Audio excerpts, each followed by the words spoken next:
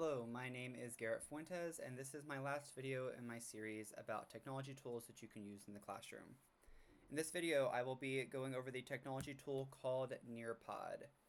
Now, I've heard about Nearpod before, didn't really know too much about it. I think I'd heard about it from a fellow teacher that had used it in conjunction with another AI tool that she had used in her classroom. So don't have a lot of knowledge about it going into this, but after a quick look at it, it looks like a really engaging tool that I would like to use in my classroom, and I would suggest that you consider using as well. Okay, so just a brief overview of Nearpod. Nearpod is a digital tool that is used to create interactive and engaging lessons. From what I've seen, it's mostly by creating like presentations that have an interactive component to them. The students are able to get signed into the presentation as you're giving it live, so that way they can follow along with some of the interactive components on their device while still following along with you on the board with whatever it is you're presenting for the content. Nearpod shows real-time data that details how students are responding to formative assessments that are embedded into the presentation. The free account, or the account that's free for you, includes, I believe it's 10 gigabytes of storage, and you have access to most of the features that are available through Nearpod. If you would like to upgrade your storage to the gold account, that would be $13.25 a year, or the platinum for $33.08 a year. I also remember one other difference with the accounts is the free account only allows up to 40 people to join, which I would hope that no one has a class size more than 40.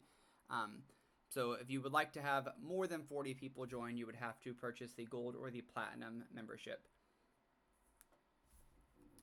For this Nearpod, it meets IST standards for educators by creating innovative learning environments, which you'll see here in just a few moments whenever I show you what the Nearpod presentations look like. And you can also use technology to create assessments. Okay, so with that being said, let's go ahead and explore the tool. So once you get signed into Nearpod, this will take you to your dashboard, where it will show you any lessons that you have created or saved. Instead of creating a lesson, I'm just going to show you some that are available to you on the library. So the top of the library, they have some lessons that are kind of more geared towards whatever is happening at that time of year. So today happens to be Juneteenth, so and I teach 5th grade, so let's go ahead and see what this presentation will look like. So once you click on that topic, it gives you a variety of different lessons, and it suggests the grade level in the corners. I teach 5th grade, so let's go ahead and preview this lesson. So for the Nearpod lesson, like I said, you would have students get signed in, so you would just have to hit teach, and that would project the lesson and give a code for students to sign in. We'll just quickly kind of go through this lesson to see what are some different features of it. So it gives you a brief overview of what the objectives are for the lesson, and also kind of gives a breakdown of the time that's going to be needed for that lesson and what you'll be doing with that time, and kind of gives you a guiding question to start the lesson, and then just jumps right into teaching you content about whatever it is that you are learning. So with Juneteenth, it's going to be teaching about that holiday. So we already have our first interactive activity for this presentation.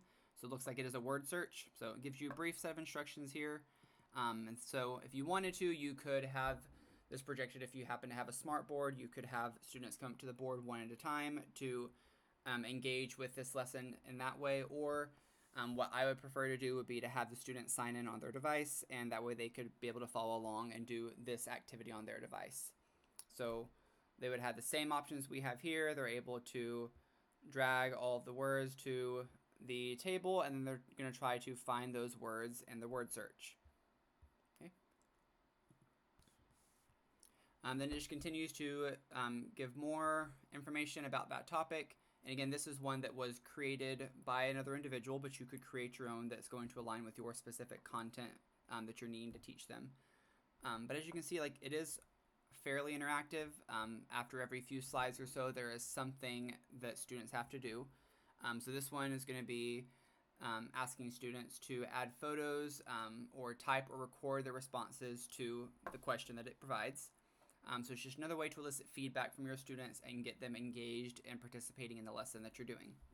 Okay. Again, thank you for tuning in to this last video about Nearpod, and thanks for watching all the rest of my videos. Have a good day.